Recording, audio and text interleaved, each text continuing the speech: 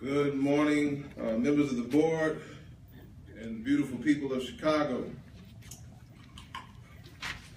Last year, in response to the mayor's office and its demands for more school budget cutting, CPS officials systematically underfunded special education programs and then told principals to fund the unmet special education need by cutting staff in their general education programs.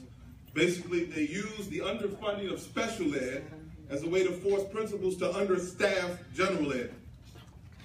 These officials put a cumbersome funding appeals process in place for principals who had both the time, resources, and the courage to question their inadequate allocations. 158 principals filed appeals, and the results of that appeals process was racially discriminatory to a degree that is flagrant and nauseating. Those 158 schools asked for more than $24 million, but received less than $3.5 million. More than 85% of the expressed need went ignored. But what happened to that $3.5 million? What schools got it? Was it distributed fairly, or was it funneled to a subset of schools that served a particular type of student body? We don't have to guess.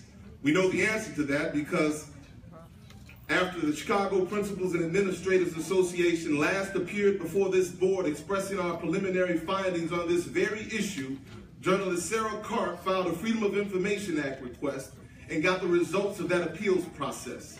However, the data file that CPS released did not contain information about the race of the students in the schools that were approved and denied. So after Ms. Cart made the data publicly available, our association used other data to fill in the missing data on racial composition of each school. This is what we found. In terms of the requested need met, schools that serve majority white students got 60% of the amount they requested on average. Schools that serve majority Hispanic students got 14% of the amount they requested on average. And Mr. Claypool, would you care to guess what schools that serve majority African American students got? I'll remind you that majority white schools got 60% of what they asked for. Since you blame the state quite a bit for racial discriminatory funding, would you care to guess on average what majority black schools got when white ones got 60%? The answer is 9%.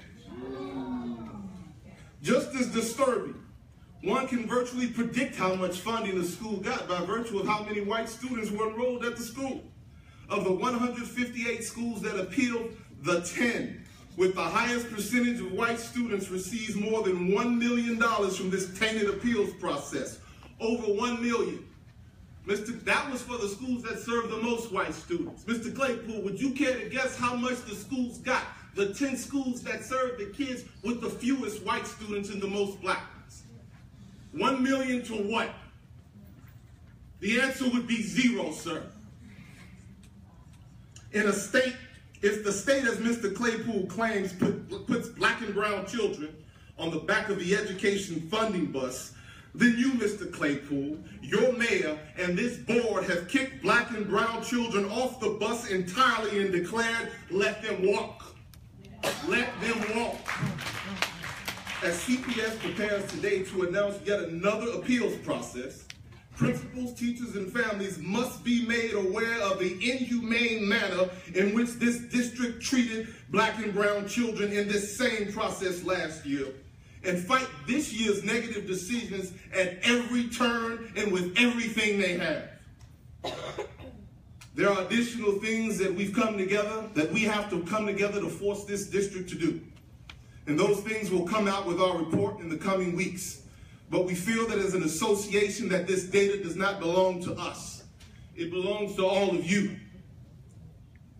And the responsibility for addressing it belongs to all of us and all of you.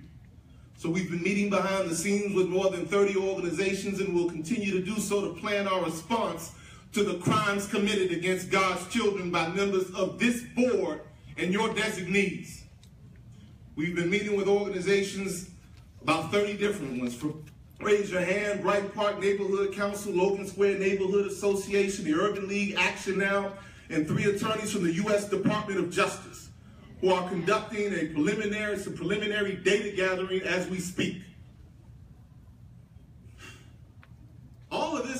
happening in the context, I have to say, of the third attempt this year to shut down a high-performing majority black school. First, the mayor's office went after Kellogg. Then they went after Field. And now they're going after NTA. 3 attempts in 1 year to shut down level 1 or higher majority black schools. When has this district ever attempted to shut down 3 majority white schools in a year? In a decade? In a century? Never. But 1 year, 3 have been targeted by the administration that appointed you all. And 1 is going to finally make its way for your consideration. I say that given the findings that we have, that this board has to declare itself unfit to make such a decision. This happened on your watch. And when what I said here is confirmed, I suggest that you, Mr. Clark, and I say this with all due respect, I suggest that when these findings are confirmed, this happened on your watch, that you do the dignified thing and resign. And I suggest that all of you consider, and that goes doubly to you, Mr. Claypool. And Ms. Jackson. Love. Our principals love you. They're very disappointed. Because you were one of us. You know what it's like to attempt to take our kids and help them reach their potential without the resources to do so. And yet you allow yourself to be used by this board to make excuses for, to explain away and justify things that are inexcusable, inexplainable, and unjustifiable. At some point,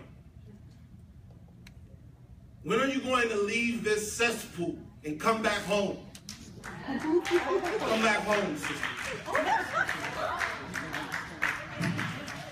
You all will hear from us again soon.